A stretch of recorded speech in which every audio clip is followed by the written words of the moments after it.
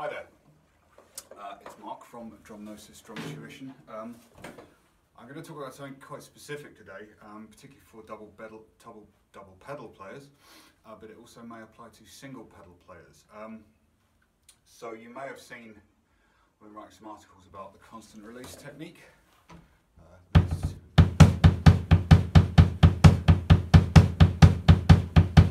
Which I've been working on recently, is working really well for me. I'm really happy with it. However, I've come across an issue that I think is worth kind of talking about, because I certainly didn't know that somebody could be injured in this way. Now I'll explain.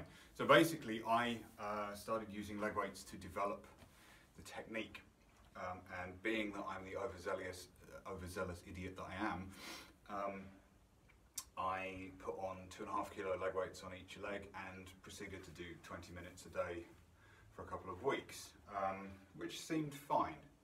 I have used weighted sticks before. I can play for half an hour with iron sticks on a pad, no problems at all, at reasonable tempos, about 180, 190. But what I forgot is that when I was developing this new movement, I was using the psoas muscle. Now the psoas muscle, as far as I understand it, goes from the top of your hip down through to the front of your pelvis in a different way and slightly more than I would have done before. And also when I was developing the technique, there was a lot more tension in the upper leg as my body was adjusting to it. So the bottom line is I overdid it. Now, it's not a tendon injury, it's not serious, but it can be quite painful. So it might be something to look out for if ever you've experienced it. Psoas sort of injuries, and I'm using that in inverted commas because it's more like a muscle strain from overuse, can refer into your lower back and mid back, and they can refer down your leg and here and at the top of your pelvis, and it feels really strange when you get it. It can also produce sciatic pain down the back of your leg. Now, I haven't had sciatic issues for years, mostly because I sorted my posture out. I've been making an effort to really kind of sit up straight when I'm playing. And I had an osteopath friend of mine come over. I had a treatment with him, and then I had him come over to my studio and stand right there and watch what I was doing. And he said that it's not my posture, and this is when it was identified. It was this psoas muscle here. So if you experience something like that, the first thing to do is back off, because it's very easy when you get a new technique. Now this is more kind of the mindset side of it. It's very easy when you get a new technique to go crazy. You think, yeah, this is brilliant. I was very pleased with this because it's closed my tempo gaps. I don't have any tempo gaps anymore. Everything from, and my top speed has jumped by 10 beats a minute. So from 0 to 230 beats a minute, single strokes, alternating, I'm there. I can do anything. And I'm very happy with that. However, I became a bit overzealous, particularly with the leg weights. I'll show you the ones I was using.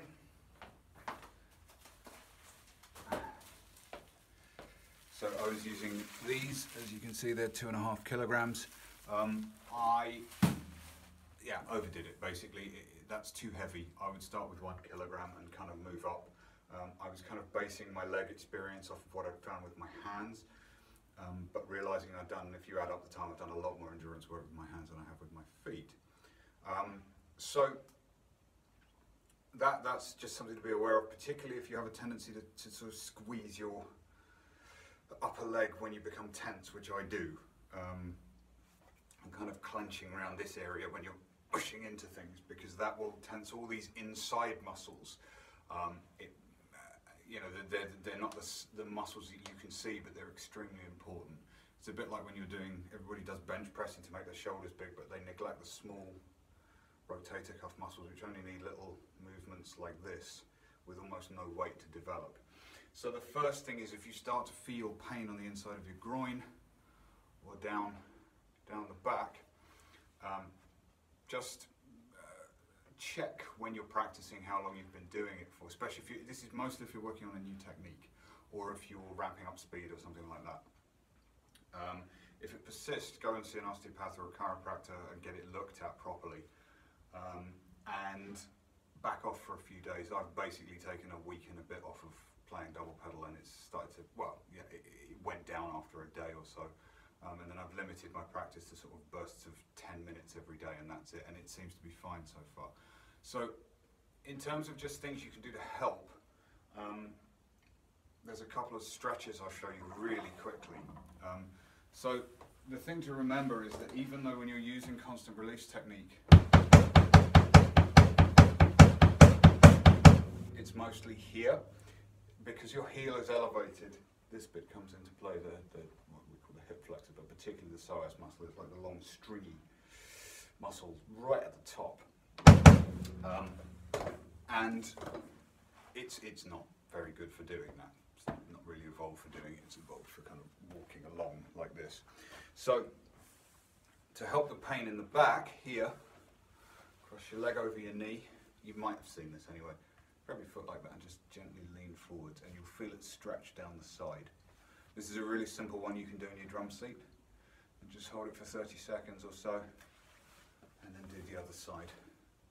And I do this before and after, depending on the day, depending on whether I think to do it. The other one you can do, now this is a little bit more difficult, but something else that works, and see if I can demonstrate it here, is just a simple hip flexor stretch like that. Okay, very gently, and try and keep your back straight while you're doing it. Okay, and switch sides. The other thing you can do when you're doing this, if you want to go really deep stretch, is to put this foot up like that. So like rest it on a chair or something and lead back into it, and you'll feel that stretch all the way down there. Now the psoas is very, very difficult to stretch, but this will mostly stretch the quad and give it a bit of relief. And the other thing to do is get a tennis ball and put it in that area and lie on it gently. It'll hurt like hell if you strained it, and just rub it round, and it'll give it a bit of relief. So if you have something like this, get it checked. I thought it was a tendon injury, but it isn't. It's a muscle injury, and it's going away. And I call it an injury. It's not really an injury, it's a strain. So yeah, get it checked. Try those stretches before and after you play. If you're learning a new technique and you're finding things like this, just back off stop for a couple of days and go back and really limit the amount of time you're doing it. Because sometimes the body needs to catch up with the muscles need to catch up with the nervous system. You can learn it here before the body's adapted. Okay, if you have any specific questions about these techniques, drop me a line on mark@drumgnosis.com, or go to the Drumgnosis page on Facebook, send me a message there, and I'll happily have a chat. So until next time, cheers.